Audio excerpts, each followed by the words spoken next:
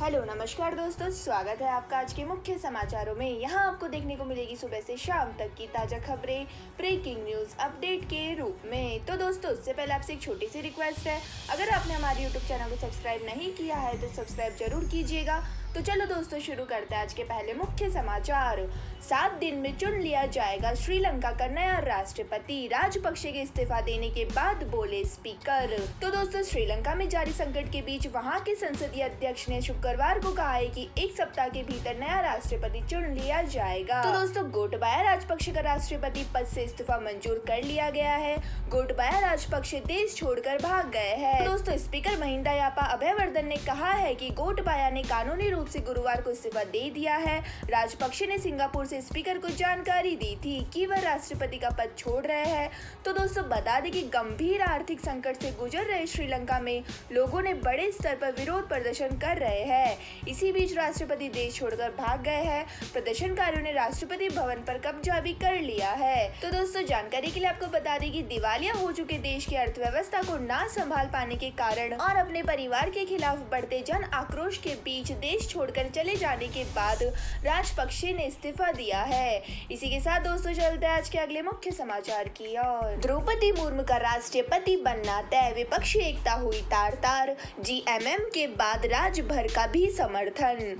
तो दोस्तों, राष्ट्रपति चुनाव के जरिए विपक्ष की कोशिश एकजुट होने की थी। तो दोस्तों, हालांकि इस चुनाव में राजग की ओर से द्रौपदी मुर्मू के रूप में लगाए गए आदिवासी और महिला दाव ने विपक्ष की एकता तार-तार कर दी है। तो दोस्तों, विपक्ष में बड़ी फूट के कारण मुर्मू बड़ी जीत की ओर बढ़ रही है। तो दोस्तों, वही मुर्मू की उम्मीदवारी से जहां यूपीए में फूट पड़ गया है, वहीं दूसरी विपक्षी दल भी द्रौपदी मुर्मू का साथ देने की घोषणा कर रही है। तो दोस्तों, मुर्मू के समर्थन और विरोध के सवाल पर यूपीए में ही फूट नहीं पड़ी है, बल्कि सपा और कांग्रेस जैसे कई दल भी फूट के शिकार हुए हैं।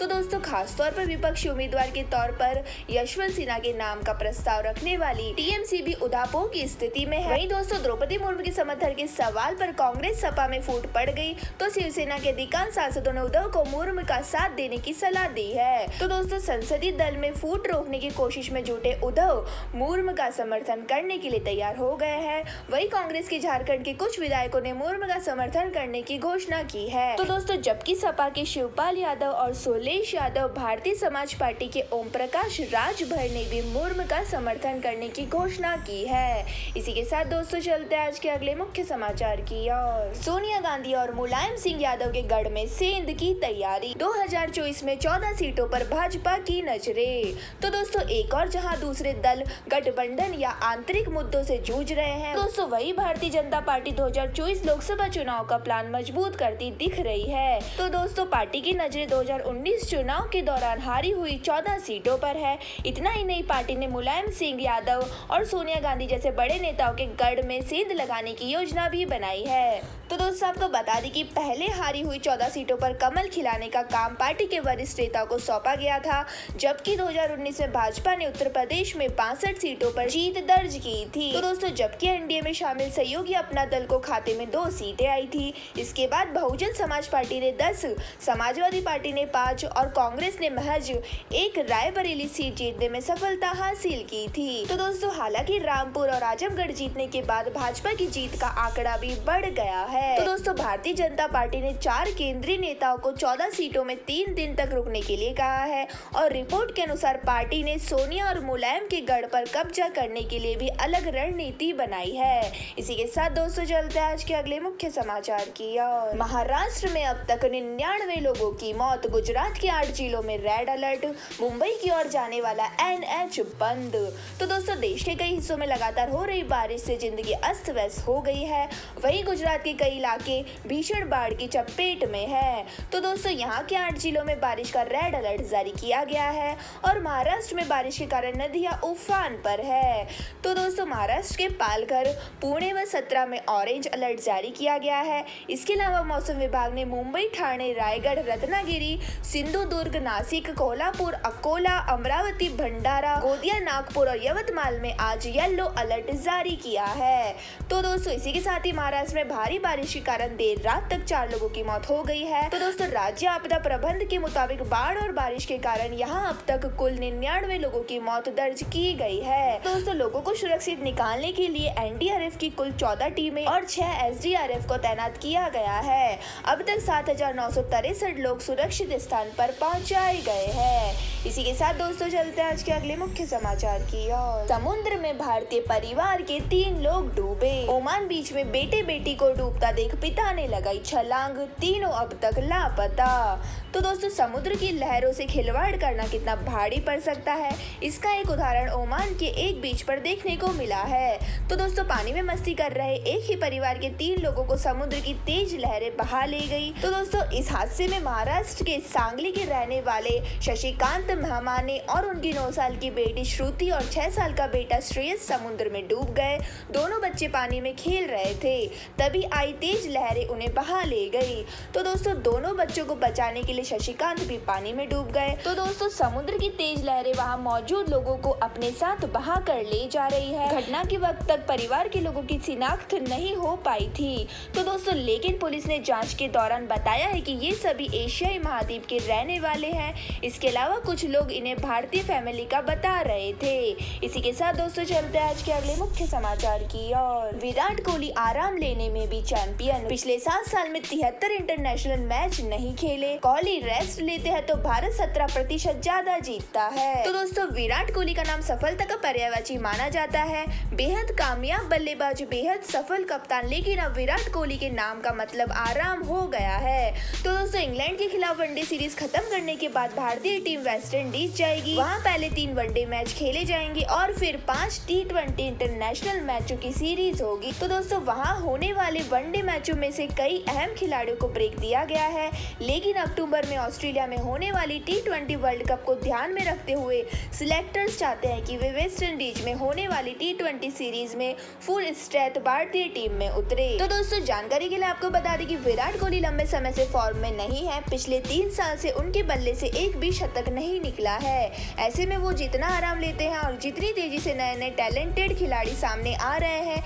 एक डर काफी गहरा होता जा रहा है। तो दोस्तों यह डर यह है कि विराट कोहली का आराम परमानेंट ना हो जाए, वे टीम से ड्रॉप ना कर दिए जाए। इसी के साथ दोस्तों चलते हैं आज के अगले मुख्य समाचार की ओर। 5 महीने बाद 1,34,000 के पार एक्टिव। पिछले 24 घंटे में देश में मिले 15,505 नए केस, पश्चिम बंगाल में सबसे ज्यादा। तो दोस्तों देश में एक बार फिर से कोरोना मामलों में बढ़ोतरी देखी जा रही है। पिछले 24 घंटे में देश में 15,505 नए केस सामने आए हैं। तो दोस्तों एक दिन पहले यह आंकड़ा 20,139 था, जो कि फरवरी के बाद से सबसे ज्यादा है। तो दोस्तों गुरुवार को कोरोना से 27 मरीजों की मौत हुई है, जबकि 12,739 मरीज ठीक हुए हैं। तो दोस्तों नए केस आने के बाद देश में कुल पॉजिटिविटी रेट 5.10% तक पहुंच गई है।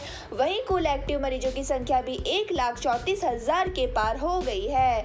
तो दोस्तों 5 महीने में ये पहली बार है जब इलाज कराने वाले मरीजों की संख्या में इजाफा हुआ है। तो दोस्तों देश भर में सबसे ज्यादा मामले और मौतें पश्चिम बंगाल में हुई है। पिछले 24 घंटे में यहाँ 3,029 केस दर्ज किए गए हैं और 5 लोगों की मौत हुई है। तो दोस्तों राज्य में एक्टिव केस 25,579 है, जबकि ठीक होने वाले मरीजों की संख्या 28,855 है और पॉजिटिविटी रेट बढ़कर 18.95% तक हो गया है। तो दोस्तों 191 लोगों के रिकवर होने के बाद हिमाचल प्रदेश में एक्टिव मामले बीते बुधवार की तुलना में 1580 से बढ़कर 1810 हो गए हैं और यहाँ अब तक कोरोना से 4,126 लोगों की मौत हो चुकी है। इसी के साथ दोस्तों चलते हैं आज के अगले मुख्य समाचार की ओर। ललित मोदी सुष्मिता से करेंगे शादी। पूर्व IPL कमिश्नर ने ट्वीट कर पूर्व मिस यूनिवर्स को बेटर हाफ कहा, फिर सफाई डेट कर रहे, शादी भी कर लेंगे। तो दोस्तों IPL के पूर्व चेयरमैन ललित मोदी ने गुरुवार शाम करीब 6 बजे ट्विटर पर पूर्व मिस यूनिवर्स सुष्मिता सेन से शादी होने का ऐलान किया। उन्होंने सुष्मिता को बेटर हाफ बताया। तो दोस्तों खबरों के मुताबिक पहले ट्वीट के करीब आधे घंटे बाद अपनी सफाई में उन्होंने दूसरा ट्वीट किया, जिसमें लिखा था कि स्पष्ट कर दूं कि शादी नहीं हुई है, एक दूसरे को डेट कर रहे हैं, शादी भी जल्द हो जाएगी। तो दोस्तों ललित मोदी ने इंस्टाग्राम पर अपनी प्रोफाइल फोटो भी बदल ली है।